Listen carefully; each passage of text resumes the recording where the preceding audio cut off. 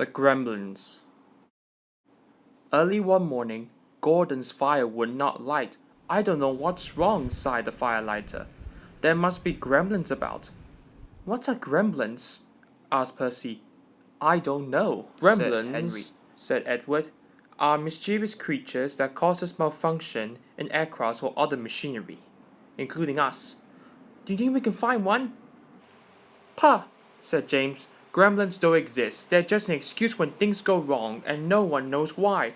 If Firelighter says there are gremlins, there are," insisted Percy. "Ha!" snorted James. The Fat Controller had heard everything. "Silence!" he said. "I am expecting a VIP, a very important person today. She is heard that all my engines are really useful. Please prove it." "Yes, sir," they all said. "As long as the gremlins let us." "What gremlins, Percy?" "The ones in Gordon's fire, sir. That's why he's not ready yet." "I'll see about that," thundered the Fat Controller, and he did. "Gordon, I'm expecting you to be on your best behavior today.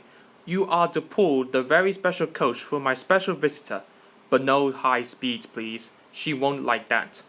Gordon was proud and pleased. He was waiting for his special coach when James popped in with some trucks. "What's the matter, Gordon? You are late." "Driver says there's gremlins in the points," replied Gordon. "Oh dear, Gordon, they must be everywhere," laughed James. At last, the points were mended, and Gordon puffed away with the special coach. He was soon working hard to make up the lost time. After he arrived at Edward's station, the Fat Controller became concerned. "Where's Edward?" he wondered. "He's supposed to be bringing my visitor from the docks." "Huh," huffed Gordon. "Edward isn't really useful, he's late." But it wasn't long before Edward arrived. "I'm sorry.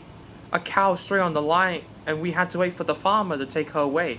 But driver says your visitor is here safe and sound." "Indeed she is," smiled the Fat Controller. "How nice to see you." "Who is it?" whispered James. "I don't know," replied Edward, "but the Fat Controller is certainly keen to please her. He's arranged a special party for her." "She's got a dog as well," said James. "Rough." "Come on, Edward," said the driver. "You need a drink." "Pah," huffed Gordon. "Edward is just a lazy engine. The Fat Controller is expecting me to arrive on time. We're late because of Edward." Gordon's driver decided to make up the lost time by increasing speed. Then there was trouble. "I think we better slow down.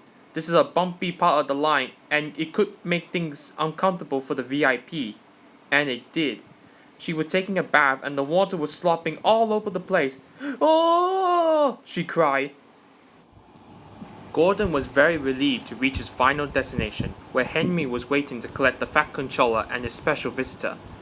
He blew an extra long whistle. This frightened the visitor's dog so much that he fled from the station and ran into a field where a bull was grazing. The bull frightened the little dog even more. He ran back again, onto the platform and over the bridge. He didn't stop until he jumped straight into Henry's cab.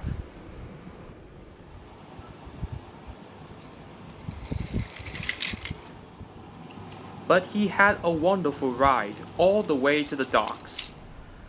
"What's the dog's name?" asked the fireman. "Well, after today's events, I think I'll rename him Gremlin," the Fat Controller chuckled. "In that case, I met one at last. Ha ha." "Excuse me, sir, but who's your very important visitor?" "Why, didn't I tell you? This lady is my mother, and she agrees with me. You are indeed really useful engines, and my mother, of course, is always right. Ha ha ha."